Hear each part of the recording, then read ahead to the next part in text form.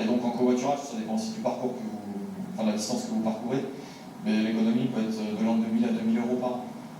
Le département du Bas-Rhin a récemment lancé son propre site de covoiturage pour simplifier les mises en relation entre les usagers. Prochaine étape, sensibiliser les entreprises. Le covoiturage, c'est moins de places de parking, moins de déplacements et des salariés plus détendus. Voilà, ils sont partis. On a appris aujourd'hui qu'une enquête a été ouverte dans une école primaire de Laval où des enfants de maternelle ont accusé des élèves plus âgés de violences répétées. 5 enfants au moins en auraient été victimes.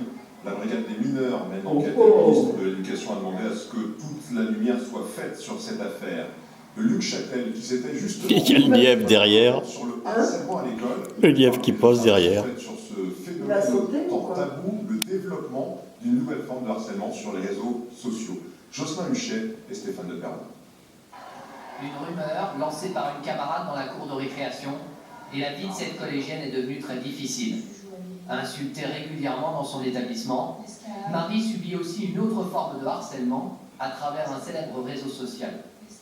Un jour, je suis allée chez une amie, et elle m'a dit ouais Marie, il y a un groupe anti-toi sur Facebook, viens voir, et je suis allée voir, puis il y avait plein de gens dedans. C'était pas eux qui s'ajoutaient, c'était la personne qui avait créé qui ajoutait, donc du coup il devait y en avoir 150.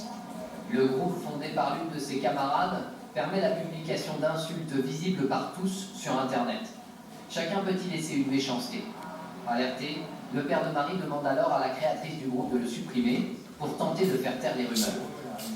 On se sent très impuissant et si on n'a pas lancé la collaboration, Le ministère, il a le charme. directement incriminé, on ne peut. T'as vu des belles photos?